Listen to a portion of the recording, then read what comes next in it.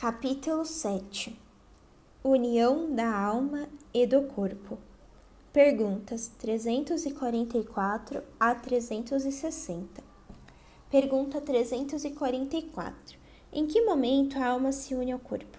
A união começa na concepção, mas só é completa por ocasião do nascimento. Desde o instante da concepção, o espírito designado para habitar certo corpo a este se liga por um laço fluídico, que cada vez mais vai se apertando até o instante em que a criança vê a luz. O grito que o recém-nascido solta anuncia que ele conta nos números dos vivos e dos servos de Deus. 345. É definitiva a união do espírito com o corpo desde o momento da concepção? Durante esta primeira fase, poderia o espírito renunciar a habitar o corpo que lhe está destinado?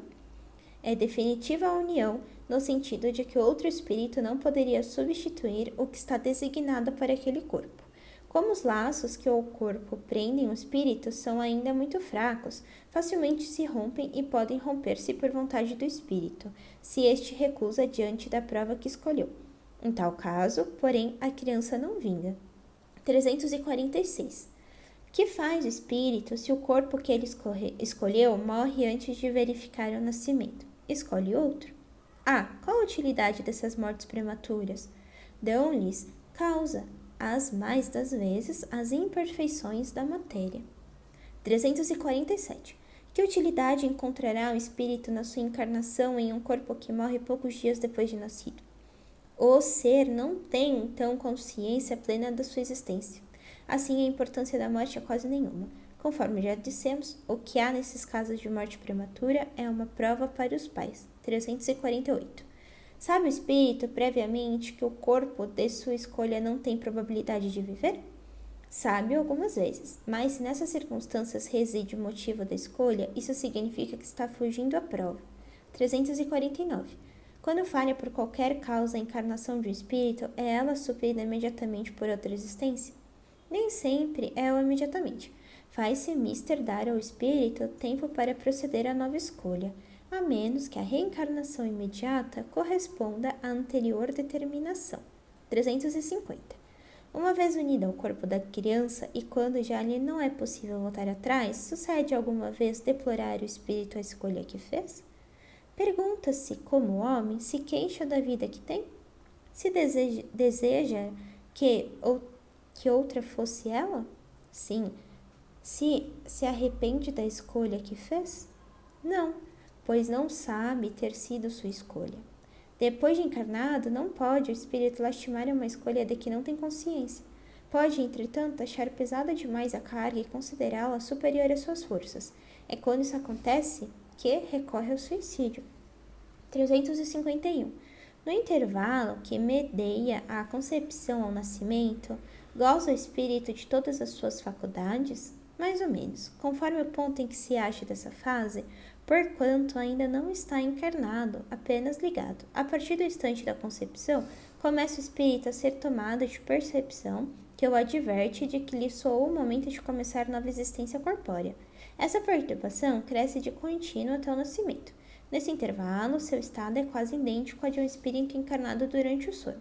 À medida que a hora de nascimento se aproxima, suas ideias se apagam, assim como a lembrança do passado, do qual deixa de ter consciência na condição de homem, logo que entra na vida. Essa lembrança, porém, lhe volta pouco a pouco ao retornar ao estado de espírito. 352. Imediatamente ao nascer, recobre o espírito a plenitude das suas faculdades? Não, ela se desenvolve gradualmente com os órgãos. O espírito se acha numa existência nova. Precisa que aprenda a servir-se dos instrumentos que se dispõe. As ideias lhe voltam pouco a pouco como uma pessoa que desperta e se vê em situação diversa da que ocupava na véspera. 353. Não sendo completa a união do espírito ao corpo, não estando definitivamente consumada, senão depois do nascimento, poder-se-á considerar o feto como dotado de alma? O espírito que o vai animar existe, de certo modo, fora dele. O feto não tem, pois, propriamente falando, uma alma, visto que a encarnação está apenas em via de operar-se. Achar-se, entretanto, ligada à alma que virá a possuir. 354. Como se explica a vida intrauterina? é da planta que vegeta. A criança vive da vida animal. O homem tem vida vegetal e a vida animal que, pelo seu nascimento, se completam como vida espiritual. 355. Há de fato, como indica a ciência, crianças que já no seio materno não são vitais, com que fim ocorre isso? Frequentemente isso se dá e Deus o permite como prova, quer para os pais ou nascituro, quer para o espírito designado a tomar lugar entre os vivos. 356.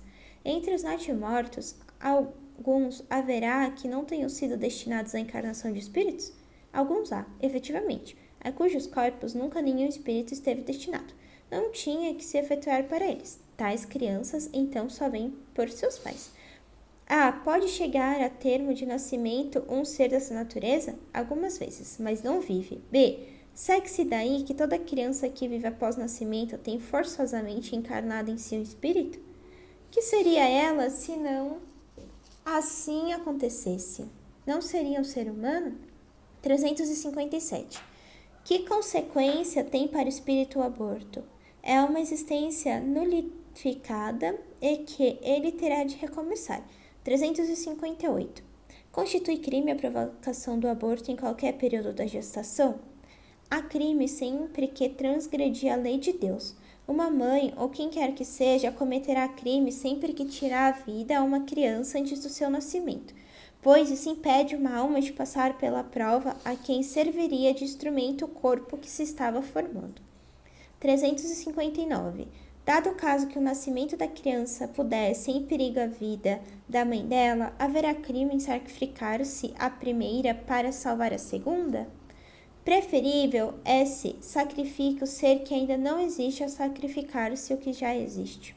360. Será racional ter para como um feto as mesmas atenções que se costuma dispensar ao corpo de uma criança que viveu algum tempo? Em tudo vede o cumprimento da vontade de Deus. Não trateis, pois, desatenciosamente coisas que deveis respeitar, porque não respeitar a obra da criação, uma vez que, se não completaram, é que assim o quis o Criador. Tudo ocorre segundo os seus desígnios, e a ninguém é lícito julgar desses desígnios.